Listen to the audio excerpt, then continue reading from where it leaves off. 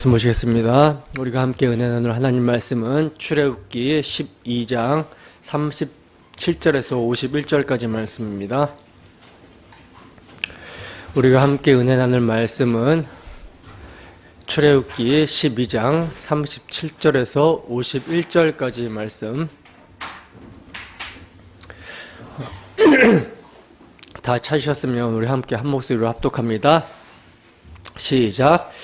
이스라엘 자손이 람셋을 떠나서 숫곳에 이르니 유아 외에 보행하는 장정이 60만 가량이요 수많은 잡족과 양과 소와 힘이 많은 가축이 그들과 함께 하였으며 그들이 애굽으로부터 가지고 나온 발교되지 못한 반죽으로 무교병을 구웠으니 이는 그들이 애굽에서 쫓겨남으로 지체할 수 없었음이며 아무 양식도 준비하지 못하였음이었더라.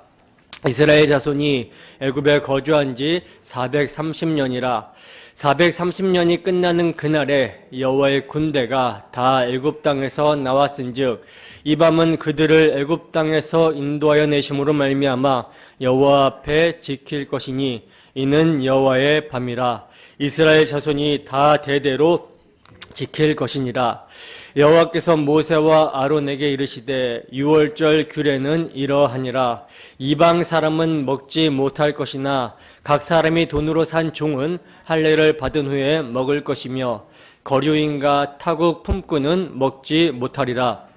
한 집에서 먹되 그 고기를 조금도 집 밖으로 내지 말고 뼈도 꺾지 말지며 이스라엘 회중이 다 이것을 지킬지니라. 너희와 함께 거류하는 타국인이 여호와의 유월절을 지키고자 하거든 그 모든 남자는 할례를 받은 후에야 가까이 하여 지킬지니 곧 그는 본토인과 같이 될 것이나 할례 받지 못한 자는 먹지 못할 것이니라. 본토인에게나 너희 중에 거류하는 이방인에게 이 법이 동일하니라 하셨으므로 온 이스라엘 자손이 이와 같이 행하되 여호와께서 모세와 아론에게 명령하신 대로 행하였으며 바로 그 날에 여호와께서 이스라엘 자손을 그 무리대로 애굽 땅에서 인도하여 내셨더라. 아멘. 애굽에서 나온 여호와의 군대가 반드시 지켜야 하는 것. 애굽에서 나온 여호와의 군대가 반드시 지켜야 하는 것이라는 제목으로 하나님 말씀 증거하도록 하겠습니다. 우리는 지난 시간에 드디어 하나님께서 애굽에 내리시겠다라고 예고하신 한 가지 재앙, 마지막 장자의 죽음 재앙이 시행이 되는 것을 자세하게 살펴봤었습니다. 애굽에 내린 마지막 재앙, 장자의 재앙 죽음으로 어떻게 해서든지 이스라엘을 보내지 않으려고 발악하며 하나님의 말씀을 대적해왔던 완고하고 완악한 바로가 무조건 항복을 하게 되는 모습을 보게 되었었죠. 그래서 너희의 말대로 여호와를 섬기며 너희가 말한 대로 너희의 양과 소도 몰아가라고 하면서 나를 위해 축복해 달라고 하면서 바로가 싹싹 빕니다. 바로가 너희의 말대로 너희가 말한 대로라고 한 너희 말이란 여러분 누구의 말입니까? 하나님께서 모세와 아론을 대언자로 세워서 하신 말씀이죠. 그러니까 지금 원수 바로의 입에서 하나님의 말씀대로 하라는 말이 나오게 된 거예요. 교만하여 하나님의 말씀을 대적해왔던 바로가 하나님의 말씀 앞에서 완전히 항복하여 엎드려지게 된 모습입니다. 이렇게 머리인 바로가 항복하게 되자 바로에게 속한 모든 애굽 사람들도 항복하게 됩니다. 그래서 애굽 사람들이 이스라엘을 재촉하여 마치 쫓아내듯이 그 땅에서 내보내려고 하는 거예요. 속히 내보내려고 하는 것입니다. 그리고 이들이 얼마나 이스라엘을 보내고 싶었는지 이스라엘을 보내면서 이스라엘 백성들이 구하는 은금, 패물, 의복을 그들이 구하는 대로 다 주면서 내보내게 돼요.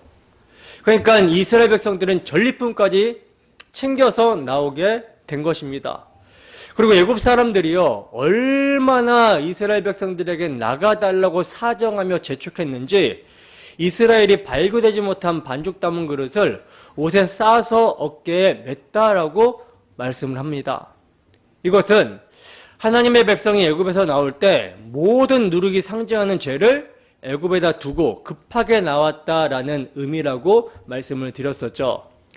그러니까 이스라엘은 이제 애굽에 제약된 옛생활을 벗어나서 하나님의 백성이라는 새 생활을 시작하게 된 것이며, 하나님을 섬기는 발걸음으로 약속하신 땅을 향하여 행진하게 된 것입니다.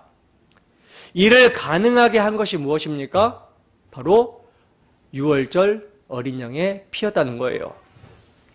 하나님께서는요, 유월절 어린 양의 피로 애굽은 심판하시고 그 가운데 자기 백성 이스라엘은 구별하여 대속하심을 통해서 출애굽하심으로 어린 양의 피의 능력, 언약의 하나님의 능력을 나타내 보이신 것입니다. 따라서 하나님께서 유월절 어린 양의 피로 이스라엘 백성들을 대속하신 사랑이 이스라엘의 구원의 능력이 되는 것이며, 그들이 앞으로 계속해서 의지해야 할 제목이 되는 거예요. 여러분, 이것이 얼마나 중요한지 하나님께서는요, 출애굽한 이스라엘에게 그들의 새로운 시작의 근원이 무엇인지를 잊지 않게 하시기 위해서 유월절을 영원한 규례로 지키라고 말씀하십니다. 이스라엘은요, 이를 잊어버리면 절대 안 되는 것이며, 이를 잊어버리게 되는 순간 이스라엘은 이스라엘이 안 되는 거예요. 이스라엘이 될 수 없는 것입니다. 이것을 잊어버리면 그들이 가나안 땅에 도착한다 하더라도 또다시 노예의 삶을 살아갈 수밖에 없습니다. 왜냐하면 자신들의 정체성인 유월절 어린 양의 피로 대속하신 하나님의 사랑을 잊어버리게 되면 다른 곳에 눈과 마음을 빼앗기기 때문에 그래요. 그리고 그렇게 되면 비록 애굽에서는 나왔다 하더라도 가나안 땅에 들어가서 그 땅의 우상들과 대적자들을 정복하게 되는 것이 아니라 그들이 섬기는 우상에게 마음을 빼앗기게 되고, 나아가 그들에 의해서 압제받게 되는 종노릇을 하게 되는 것입니다. 이것은 우리에게도 마찬가지죠. 그리스도의 십자가, 대속의 사랑을 잊어버리게 되면요, 죄와 싸우고 세상의 어둠의 주관자들과 악의 영들에 대항하여 그들을 정복하는 것이 아니라 오히려 정복을 당해서 불신자였을 때, 세상의 풍조를 따르고 공중권세 잡은 자를 따라서 육체와 마음에 원하는 것을 하여 본질상 진노의 자녀였을 때와 같이 육체의 소욕을 따라 자기 배를 위하고 세상의 기준과 가치를 다시 섬기게 되는 모습으로 가게 되는 거예요. 이 얼마나 비참한 모습입니까? 때문에 이러한 비참한 모습으로 우리가 살지 않기 위해서는요, 이스라엘 백성들이 유월절을 지킨 것처럼 우리의 유월절 양 예수 그리스도의 십자가 대속의 은혜를 날마다 기억해야 하는 것입니다. 날마다 기억하며 예배해야 되는 거예요. 이 유월절 어린 양의 피를 기억해야 하는 것이 얼마나 중요한지 오늘 본문은요, 또다시 유월절을 지킬 때의 규례에 대해서 말씀을 하고 있고요, 유월절에 참여할 수 있는 자의 자격에 대해서 말씀을 하고 있습니다. 여러분, 유월절 어린 양의 피, 우리 구주 예수 그리스도의 십자가 대속 복음의 은혜는요, 정말 강조하고 또 강조해도 지나치지 않고요, 정말 잊지 않아야 되고 사활을 걸어야 되는 복음입니다. 부디 이 시간 주 성령께서 역사하여 주셔서 너무나도 쉽게 변하는 우리의 마음이 유월절 어린 양, 우리 주 예수 그리스도의 십자가 대속의 은혜와 사랑에 고정이 되고 신실하게 되기를 소원합니다. 그리하여 언제나 우리를 위해 흘리신 그리스도의 피를 기억하고 그 피를 믿음으로 우리 모두 출세상하여 하늘의 시민권을 가진 하나님의 백성답게 구별된 삶을 살아가게 되기를 주님의 이름으로 축원합니다. 본문 37절에서 39절 말씀입니다. 함께 했습니다. 시작. 이스라엘 자손이 람셋을 떠나서 숫곳에 이르니 유아 외에 보행하는 장정이 60만 가량이요 수많은 잡족과 양과 소와 심이 많은 가축이 그들과 함께 하였으며 그들이 애굽으로부터 가지고 나온 발교되지 못한 반죽으로 무교병을 구웠으니 이는 그들이 애굽에서 쫓겨남으로 지체할 수 없었음이며 아무 양식도 준비하지 못하였음이었더라. 아멘. 자, 보시면 이스라엘 자손이 애굽의 람셋을 떠나서 숫곳에 이르렀다라고 그래요. 장정만 60만 가량이 된다라고 하니까 이 숫자를 이스라엘 인구의 4분의 1로 보고 여자들과 아이들의 수까지 더하면 대략 250만에서 300만 정도가 애굽에서 나온 거예요. 그리고 그들과 함께 양과 소와 심이 많은 가축들도 나왔다라고 그러죠. 근데 이렇게 이스라엘 백성들이 애굽에서 나오는 기사에서 모세는요, 그들이 애굽에서 가지고 나온 빵, 무교병에 대한 이야기를 부연하고 있습니다. 아니, 빵이 뭐 그리 중요하다고 지면을 할애를 하고 있을까요? 사실 빵이 중요하죠. 먹고 살아야 되니까. 우리도 먹지 못하면 기운이 없어서 일할 능력과 의욕을 상실하게 되잖아요. 이스라엘도 마찬가지입니다. 이들에게는 빵이 살아갈 힘이며 의욕의 근원이에요. 그런데 모세가 단순히 이스라엘 자손이 빵을 먹지 못하면 기운이 없기 때문에 빵을 먹었다라고 하는 그런 말을 하기 위해서 이스라엘이 애굽에서 나오는 기사에 이를 부연하고 있는 것은 아니겠죠. 지금 모세가 이스라엘이 애굽에서 나온 기사에 빵 이야기를 하고 있다는 것은요, 중요한 의미가 있기 때문에 부연하고 있는 것입니다. 중요한 의미가 있기 때문에. 그러면 어떤 중요한 의미가 있는가? 여러분, 이스라엘이 애굽에서 가지고 나온 빵은 발교되지 않은 무교병이었습니다. 무교병은 우리가 몇 차례에 걸쳐서 살펴봤었죠. 어떤 빵입니까? 발교되지 않았다라는 것은 부풀어지지 않았다라는 거잖아요. 그러니까 이스트, 누룩이 전혀 들어가지 않은 딱딱하고 맛없는 빵이 무교병이에요. 근데 이 빵이 얼마나 중요한지 본문에서 또 언급하고 있으며 다음 주에 우리가 살펴볼 13장과 그 이후에도 여러 차례 언급이 됩니다. 여러분, 자주 말씀드렸지만 무교병은요, 죄를 상징하는 누룩이 없는 빵입니다. 누굴 예표하죠? 순전하고 진실하신 떡. 순전하고 진실하신, 죄가 전혀 없으신 예수 그리스도를 예표한다라고 그랬죠. 따라서 애굽에서 나온 이스라엘 자손이 무교병을 구워 먹었다라고 하는 것은요, 출애굽, 출세상하게 된 하나님의 백성은 죄 없으신 예수 그리스도를 생명의 양식 삼아 살아가야 함을 의미하는 거예요. 그리고 그 예수 그리스도라는 생명의 양식을 먹은 자는 순전하고 진실하신 빵, 예수 그리스도가 그 안에서 영양분이 되는 것이고 그 힘으로 살아가게 되는 것이죠. 다른 말로 예수와 연합하여 예수로 사는 인생이 되는 것입니다. 갈라디아서 2장 20절에 바울 사도가 말씀했듯이 이제 내가 육체 가운데 사는 것은 내가 사는 게 아니라 나를 사랑하사 나를 위하여 자기 목숨 버리신 하나님의 아들을 믿는 믿음 안에서 사는 거예요. 예수가 내 안에서 사시는 것입니다. 누룩 없는 빵 예수를 먹음으로 그 빵에 동참하여 악의와 악독으로 가득한 묵은 누룩 옛사람을 버리는 삶을 살게 되는 거예요. 그래서 하나님은 출애굽한 이스라엘 백성들에게 계속해서 무교병에 대해서 언급하고 계시는 것입니다. 그러니 우리는 무교병에 대한 말씀을 대할 때마다 또 무교병에 대한 이야기가 나오네 라고 하면서 지루해하는 것이 아니라 이토록 하나님께서는 누룩, 죄를 미워하시고 누룩 없는 떡, 예수 그리스도 안에서 누룩을 버리는 옛사람의 습관과 육체의 소욕을 버리는 삶을 살기를 원하신다라는 것을 우리는 기억해야 되는 거예요. 자, 그러면 애굽에서 나온 이스라엘이 왜 무교병을 구워 먹을 수밖에 없었는지를 좀 봅시다. 본문 39절 다시 한번 읽겠습니다. 함께 했습니다. 시작.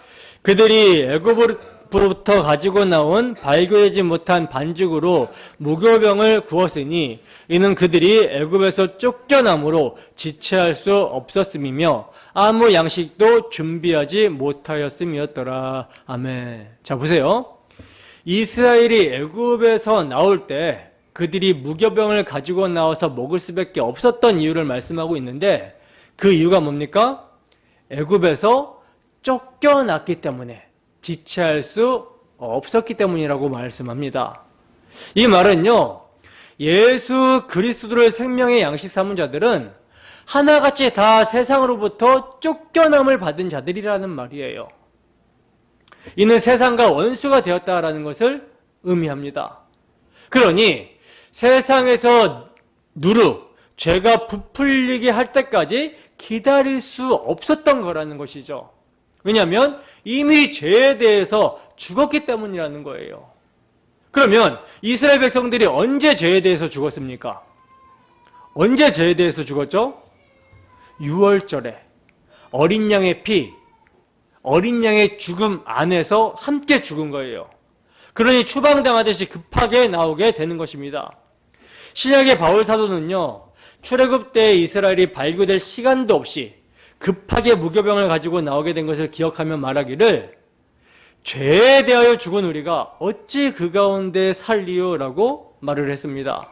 때문에 죄에 대하여 죽은 자들은요, 죄와 연관된 다른 어떤 것으로도 양식을 삼지 않는다라는 거예요. 이스라엘 백성들이 애굽에 아무 양식도 준비하지 못했던 것이 이를 말을 해주고 있는 것이죠. 그러므로 출애굽한 우리는요, 우리의 무기병 대신 예수 그리스도만 양식으로 삼고 살아야 하는 것입니다.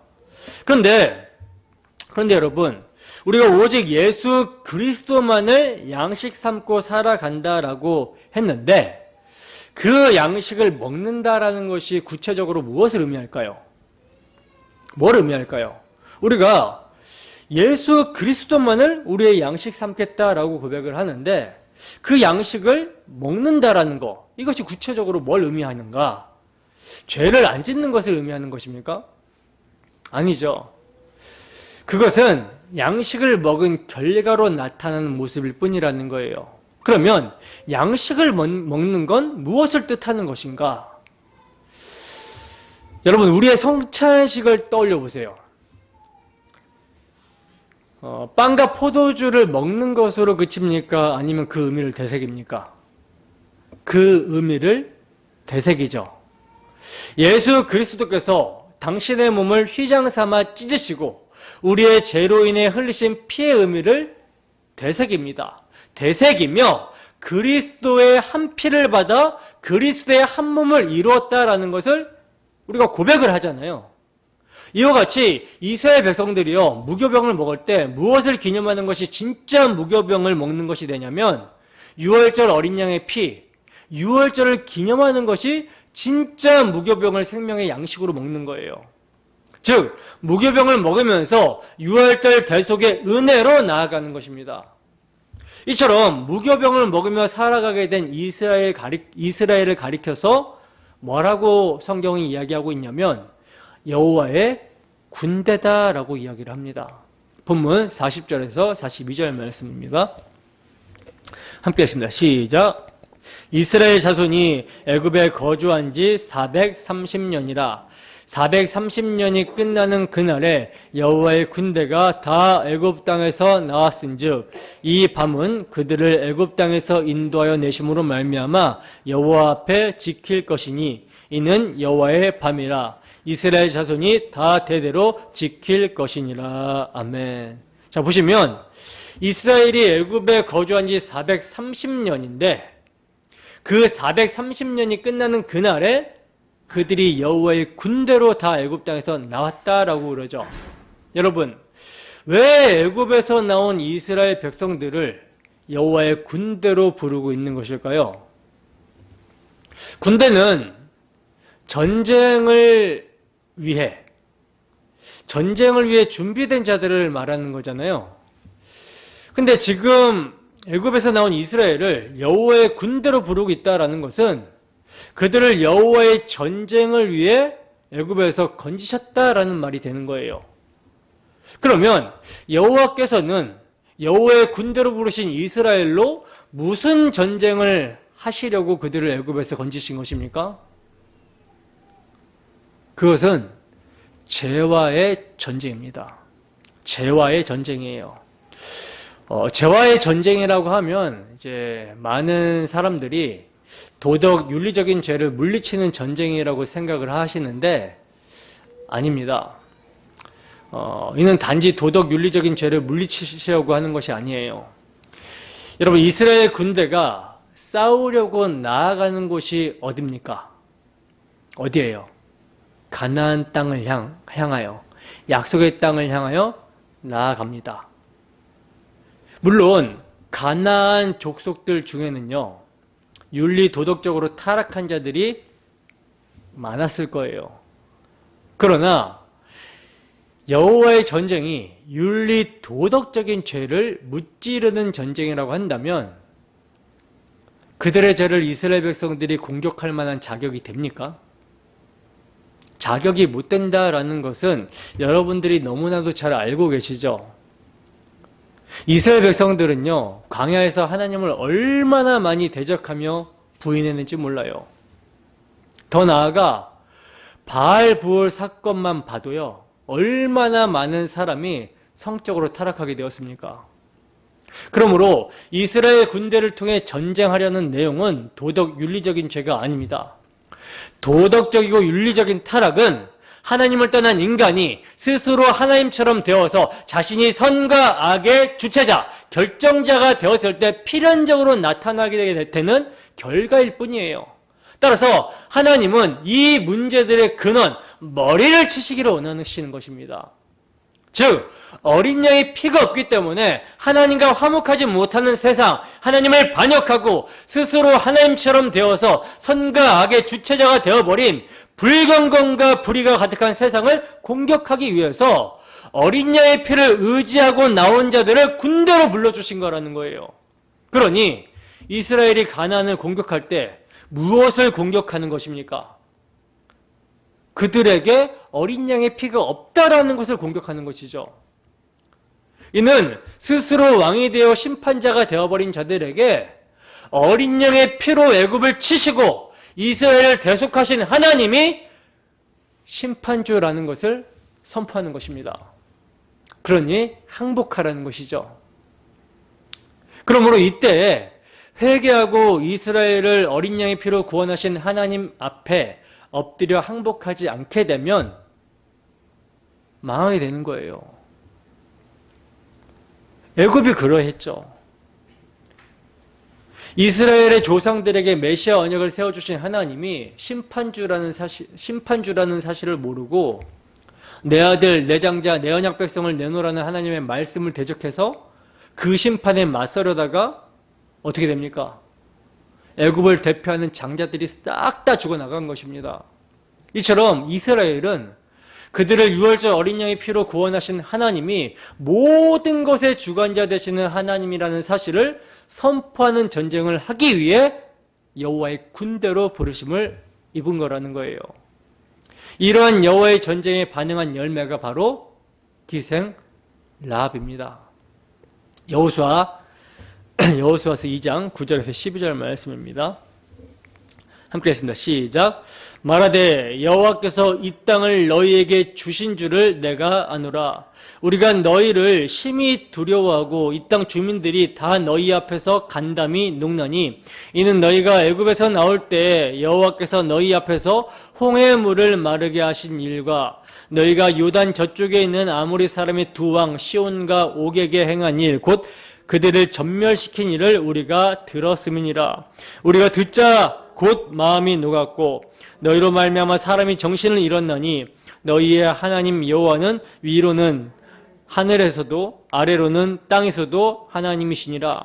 그러므로 이제 청하노니 내가 너희를 선대하였은즉 너희도 내 아버지의 집을 선대하도록 여호와로 내게 맹세하고 내게 증표를 내라. 아멘.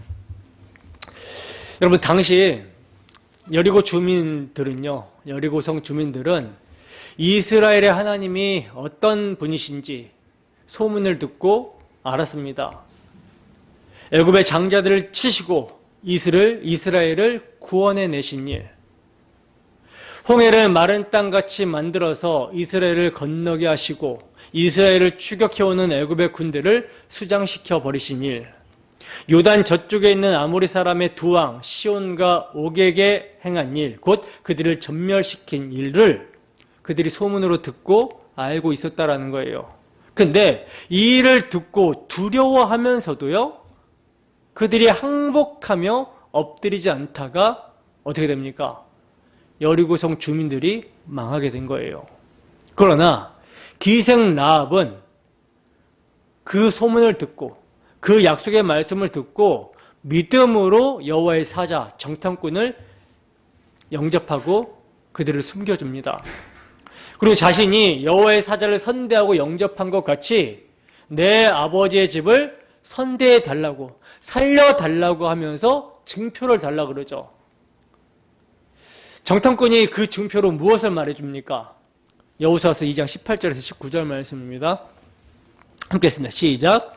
우리가 이 땅에 들어올 때 우리를 달아내린 창문에 이 붉은 줄을 매고 내 부모와 형제와 내 아버지의 가족을 다 내 집에 모으라. 누구든지 내 집 문을 나서서 거리로 가면 그의 피가 그의 머리로 돌아갈 것이요 우리는 허물이 없으리라. 그러나 누구든지 너와 함께 집에 있는 자에게 손을 대면 그의 피는 우리의 머리로 돌아오려니와. 아멘. 보세요. 라합이 정탐꾼을 달아내린 창문에 뭘 메고? 붉은 줄을 메고 내 부모, 형제와 내 아버지의 가족을 다 내 집에 모으라고 합니다. 그리고 그 집 문 밖으로 나가지 못하게 하죠. 그러니까 나가면 어떻게 되는 거예요? 죽는 거예요. 이것은 뭐와 똑같습니까? 유월절 어린 양의 피를 바른 집 문 밖으로 나가면 죽임을 당한다라는 것과 똑같은 것이죠. 즉 라합은 여호와의 전쟁 선포를 듣고 자기 조국을 버리고 항복하여 살몬의 아내이자 보아스의 어머니가 되어서 예수 그리스도가 오실 길을 예비하는 예수님의 조상이 됩니다. 이것이 여러분 무엇으로 가능하게 된 것입니까? 여호와의 군대의 전쟁을 통해서. 그러니까 여호와의 전쟁은 어떤 전쟁이에요? 바로 복음 전도를 통한 구원과 심판을 의미하는 전쟁인 거예요. 그렇다면 여호와의 전쟁에서의 무기가 무엇일까요? 복음입니다. 복음. 그래서 본문에서는요, 유월절을 지키고 무교병을 먹으라고 하는 거예요. 여호와의 군대들에게. 여러분, 여호수아가 가나안 땅을 정복하는 정복 전쟁에 앞서서 행한 것도 뭐냐면 바로 유월절을 지키고 무교병을 먹는 것이었습니다. 그리고 또 하나 추가되는 것이 있는데 그게 뭐냐면 할례예요. 할례는 여호와의 군대가 되기 위한 자격 조건입니다. 여호수아서 5장 2절에서 5절 말씀입니다. 함께 읽습니다. 시작. 그때 여호와께서 여호수아에게 이르시되 너는 부싯돌로 칼을 만들어 이스라엘 자손들에게 다시 할례를 행하라 하시매 여호수아가 부싯돌로 칼을 만들어 할례산에서 이스라엘 자손들에게 할례를 행하니라. 여호수아가 할례를 시행한 까닭은 이것이니 애굽에서 나온 모든 백성 중 남자 곧 모든 군사는 애굽에서 나온 후 광야길에서 죽었는데 그 나온 백성은 다 할례를 받았으나 다만 애굽에서 나온 후 광야길에서 난 자는 할례를 받지 못하였음이라. 아멘. 자 보세요. 애굽에서 나온 모든 백성 중에 남자, 즉 군사들은 여호와의 군대들은 할례를 받은 자들이었다라는 거예요. 근데 그들이 다 광야에서 어떻게 됐어요? 죽었다라고 그러죠. 근데 광야에서 태어난 이 세대들은요, 할례를 받지 않았다라고 합니다. 그래서 약속의 땅에 들어가기에 앞서 정복 전쟁을 하기에 앞서서 그들에게 뭘 하게 하라? 할례를 행하라고 하는 거예요. 그러면 도대체 할례의 의미가 무엇이기에 싸우기에 앞서서 할례를 행하라고 하시는 것입니까? 여호수아서 5장 8절에서 9절 말씀입니다. 함께 했습니다. 시작. 또 그 모든 백성에게 할례 행하기를 마침에 백성이 진중 각 처소에 머물며 낫기를 기다릴 때에 여호와께서 여호수아에게 이르시되 내가 오늘 애굽의 수치를 너희에게서 떠나가게 하였다 하셨으므로 그곳 이름을 오늘까지 길갈이라 하느니라. 아멘. 자, 보세요. 할례의 의미를 뭐라고 말씀합니까? 애굽의 수치를 떠나가게 한 것으로 말을 하고 있죠. 즉 할례는 애굽의 종된 사고의 죽음, 옛사람의 죽음을 의미하는 것입니다. 그러니까 유월절 어린 양의 피와 연관성이 있는 거예요. 할례는. 그래서 할례 이후에 이어서 유월절을 지키는 내용이 나오고 있는 것입니다. 여호수아서 5장 10절에서 11절 말씀 읽습니다. 함께 했습니다. 시작. 또 이스라엘 자손들이 길갈에 진쳤고 그달 14일 저녁에는 여리고 평지에서 유월절을 지켰으며 유월절 이튿날에 그 땅의 소산물을 먹되 그날에 무교병과 볶은 곡식을 먹었더라. 아멘. 자, 보시다시피 할례를 행하고 나서 뭐랍니까? 유월절을 지키고 무교병을 먹었다라고 그러죠. 따라서 애굽화되어 있는 옛사람의 죽음을 기념하는 것이 뭐다? 유월절이며 여기에 동참되었다라는 표징이 할례입니다. 이 할례는 잠시 후에 자세히 살펴보고요. 자, 이렇게 할례를 행한 이후에 유월절과 무교절을 지켰더니 누가 등장을 하고 있냐면 여호와의 군대 대장이 등장을 하고 있어요. 여호수아서 5장 13절에서 15절 말씀입니다. 함께 했습니다. 시작. 여호수아가 여리고에 가까이 이르렀을 때 눈을 들어 본즉 한 사람이 칼을 빼어 손에 들고 마주 서 있는지라. 여호수아가 나아가서 그에게 묻되 너는 우리를 위하느냐 우리의 적을 위하느냐 하니 그가 이르되 아니라 나는 여호와의 군대 대장으로 지금 왔느니라 하는지라. 여호수아가 얼굴을 땅에 대고 엎드려 절하고 그에게 이르되 내 주여 종에게 무슨 말씀을 하려 하시나이까. 여호와의 군대 대장이 여호수아에게 이르되 내 발에서 신을 벗으라 내가 선 곳은 거룩하니라 하니 여호수아가 그대로 행하니라. 아멘. 여러분, 여호와의 군대인 이스라엘에 앞서서 누가 있냐면 여호와의 군대 대장이 있는 거예요. 그렇다면 여호와의 군대가 하는 전쟁은 누가 한다라는 것입니까? 여호와의 군대 대장이 한다라는 것이죠. 여호와의 군대로 애굽에서 나온 이스라엘은요, 이 여호와의 군대 대장을 뒤따라가기만 하면 되는 거예요. 왜 그렇습니까? 여호와의 전쟁에 앞서서 여호와의 군대인 이스라엘 백성들이 무엇을 행했는지를 좀 보세요. 뭘 행합니까? 할례를 행했죠. 유월절을 지켰죠. 무교병을 먹었습니다. 이것들이 의미하는 바는요, 다 자신들은 이미 죽었고 아무것도 아닌 자들이라는 자기 부인을 의미합니다. 그리고 자신들이 여호와의 군대가 될 수 있었던 힘은 오직 어린 양의 피, 전적인 하나님의 은혜라는 고백인 거예요. 이것이 여호와의 군대의 무기이며 해야 되는 일인 것입니다. 자신의 정체성을 상기시키는 거예요. 그러면 이러한 무기로 무장하여 자신의 정체성을 상기시킨 여호와의 군대는 무엇을 의지하며 나아가야 되는가? 무엇을 의지하며 나아가야 됩니까? 여호와의 군대 대장을 의지하여 자신이 신은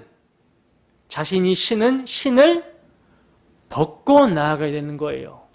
뭘 말하는 거예요? 자기 부인과 오직 대장 되시는 예수 그리스도를 의지하여 거룩한 전쟁을 해야 된다는 것이죠. 이것이 바로 승리의 비결입니다. 여호와의 군대의 승리 비결이라는 거예요. 그래서 오늘 본문에서는 여호와의 군대를 언급한 후에 할례, 유월절, 무교병에 대해서 언급을 하고 있는 것입니다. 여호수아 5장과 똑같은 단어들이 등장을 하고 있는 거예요. 이것이 여호와의 군대의 무기이며 자격 조건이기 때문에 이렇게 말씀을 하고 있는 것입니다. 이 중에서 할례에 대해서 조금 더 자세히 살펴보도록 하겠습니다. 본문 43절에서 45절 말씀 함께 했습니다. 시작. 여호와께서 모세와 아론에게 이르시되 유월절 규례는 이러하니라. 이방 사람은 먹지 못할 것이나 각 사람이 돈으로 산 종은 할례를 받은 후에 먹을 것이며 거류인과 타국 품꾼은 먹지 못하리라. 아멘. 자, 여기서 먹는다라는 것은 무교병과 유월절 어린 양의 고기를 먹는 것을 의미하는 거거든요. 그래서 유월절에 지금 참여하여 유월절 어린 양의 고기를 먹는 자들만 뭐라고 부르고 있냐면 여호와의 군대라고 부르고 있는데, 이 유월절에 참여하여 유월절 어린 양의 고기를 먹을 수 있는 여호와의 군대의 자격이 있어요. 어떤 자격입니까? 반드시 할례를 받은 자여야만 한다라는 거예요. 근데 문제가 있는데 그게 뭐냐면요, 출애굽 때 이스라엘 민족만 나온 것이 아니라 수많은 잡족들이 함께 나온 것입니다. 본문 38절 보세요. 읽어보겠습니다. 시작. 수많은 잡족과 양가소와 심이 많은 가축이 그들과 함께 하였으며. 아멘. 보시다시피 이스라엘 백성들이 애굽에서 나올 때 그들만 나온 것이 아니라 수많은 잡족들이 함께 나왔다라고 그러죠. 그러니까 애굽에서요, 이스라엘 백성들만 종살이한 것이 아니라 야곱의 때 유례없는 기근으로 인해서, 또는 애굽이 이제 정복 전쟁을 해서 많은 민족들이 애굽에 와서 종살이한 것으로 여겨집니다. 근데 이들이 이스라엘 백성들과 함께 애굽에서 나온 것으로 볼 때 이들도 지금 뭘 바르고 나온 거예요? 유월절 어린 양의 피를 바르고 나온 것이죠. 그러나 이들은요, 뭘 모르냐면 대속의 의미를 모르는 거예요. 생각하지 못했을 것입니다. 왜냐하면 하나님이 이스라엘 조상들에게만 메시아 언약을 세워주셨기 때문에 그 의미를 알 수 없었던 것이죠. 따라서 이들은요, 단지 애굽의 노예로 사느니 애굽을 초토화시켜버린 하나님을 따라가게 되면 좀 더 좋은 환경에서 살지 않을까라고 하는 그런 기대감에서 이스라엘 백성들이 나갈 때 함께 따라 나간 거예요. 그렇다면 이들도 여호와의 군대라고 할 수 있을까요? 이러한 문제에 대해서 하나님은 유월절 규례로 답을 주고 계신 것입니다. 본문 48절에서 50절 말씀입니다. 함께 했습니다. 시작. 너희와 함께 거류하는 타국인이 여호와의 유월절을 지키고자 하거든 그 모든 남자는 할례를 받은 후에야 가까이하여 지킬지니 곧 그는 본토인과 같이 될 것이나 할례 받지 못한 자는 먹지 못할 것이니라. 본토인에게나 너희 중에 거류하는 이방인에게 이 법이 동일하니라 하셨으므로 온 이스라엘 자손이 이와 같이 행하되 여호와께서 모세와 아론에게 명령하신 대로 행하였으며. 아멘. 자, 보세요. 타국인, 이방인이라고 할지라도 뭐라면 할례를 받으면 이스라엘 백성들과 동일하게 되어 유월절을 지킬 수 있는 여호와의 군대로 불려지게 된다라고 말씀을 합니다. 그렇다면 왜 여호와의 군대는 반드시 할례를 받아야 될까요? 여러분, 여호와의 군대는 반드시 유월절을 지켜야 되죠. 왜냐하면 이것이 그들의 힘이며 정체성이기 때문에 반드시 유월절을 지켜야 되는 거예요. 근데 유월절을 지키려면 반드시 언약 백성이어야만 한다고 말씀합니다. 왜냐하면 유월절은 언약 백성에게만 유효하기 때문이라는 거예요. 출애굽기 2장 24절에서 25절 말씀입니다. 함께 하십니다. 시작. 하나님이 그들의 고통 소리를 들으시고 하나님이 아브라함과 이삭과 야곱에게 세운 그의 언약을 기억하사 하나님이 이스라엘 자손을 돌보셨고 하나님이 그들을 기억하셨더라. 아멘. 여러분, 하나님께서는요, 아브라함과 이삭과 야곱에게 세운 언약을 기억하시사 그 언약 백성의 고통 소리를 들으시고 그들을 유월절 어린 양의 피로 대속하심으로 구원하여 주신 것입니다. 근데 할례는요, 언약 백성의 표징으로 주신 것이죠. 그래서 언약 백성으로서 유월절에 참여하려면 할례를 받아야 되는 거예요. 그러면 이 할례는 누가 가장 먼저 받았습니까? 누가 가장 먼저 받았죠? 아브라함이 가장 먼저 받았죠. 아브라함이 할례라는 언약의 표징, 언약을 받은 배경은 이렇습니다. 하나님은 후사가 없는 아브라함을 택하시고 그에게 메시아 언약을 세워주시면서 내 몸에서 복의 근원되는 아들을 낳게 하시겠다라고 약속을 하셨어요. 근데 하나님이 약속하시고 시간이 많이 흘렀는데도 하나님께서 아들을 주실 기미를 보이지 않는 것입니다. 그래서 아브라함이 자기 힘으로 하나님의 약속을 이루어 드려야 되겠다라고 하는 기특한 생각으로 애굽 여자 하갈을 취해서 누굴 낳아버려요? 이스마엘을 낳아버렸어요. 그러나 하나님은 분명 아브라함의 아내 사레를 통해서 약속의 자녀를 주신다라고 했기 때문에 하갈의 아들 이스마엘을 약속의 자녀로 하나님은 보지 않으시죠. 그리고 이 일로 말미암아 아브라함이 이스마엘을 낳고 13년 동안 하나님께서는 침묵하십니다. 그리고 13년 만에 아브라함에게 하나님께서 나타나셔서 하시는 말씀이 뭐였어요? 너는 내 앞에서 행하여 완전하라. 나는 전능하신 하나님이라 말하면서 너는 내 앞에서 행하여 완전하라고 하십니다. 여러분, 사람이 어떻게 하나님 앞에서 완전하게 행할 수 있겠습니까? 따라서 완전하게 행하지 못하면 어떻게 하라는 거예요? 내 혈과 육의 능력을 부인하고 완전하신 하나님께서 약속하신 말씀을 믿어야 된다는 것이죠. 그리고 나서 하나님이 아브라함에게 주신 것이 할례예요. 언약의 표징으로 주신 것이 할례입니다. 아브라함이요, 이 할례를 행한 후에 이삭이라는 약속의 아들을 받게 됩니다. 아브라함이 할례를 받게 되었을 때가 그의 나이 99세고 그리고 사라의 나이가 89세 때거든요. 안 그래도 사라의 경수가 끊어진 상태인데 아브라함까지 할례를 행하라고 하십니다. 왜 그렇습니까? 약속의 아들은 오직 하나님의 약속의 말씀의 능력으로 주어지는 것임을 보여주신 거예요. 네의 어떠한 혈과 육, 너의 공로, 너의 능력으로 되는 것이 아니다. 오직 약속의 말씀을 믿는 믿음으로 되는 것이다를 보여주신 것입니다. 그러니까 하나님께서는 이삭이 예표한 약속의 아들 예수 그리스도를 보내주셔서 구원하실 것을 약속해 주셨는데 이 약속은 인간의 혈과 육을 배제하고 온전히 하나님의 은혜로만 이루어지는 것임을 할례를 통해서 보여주신 거예요. 그래서 생식기 끝을 쪼개라고 하신 것입니다. 즉 할례 받았다라는 것은요, 메시아 언약에 참여하게 된 것이고 이 언약에 참여한 자들이 유월절이라는 메시아 언약을 지키게 되는 거예요. 그리고 이 언약에 참여한 자들은 오직 하나님만 참되시고 자신은 무익하다라는 것을 고백하며 살게 되는 것입니다. 이것이 할례의 의미예요. 그래서 이스라엘 백성이라 하더라도 이 세대들은요, 광야에서 할례를 받지 않았기 때문에 전쟁에 앞서서 할례를 행한 후에 유월절을 지키고 무교병을 먹었던 것입니다. 바로 이 법이 이스라엘은 물론이고 타국인들에게도 동일하다라는 거예요.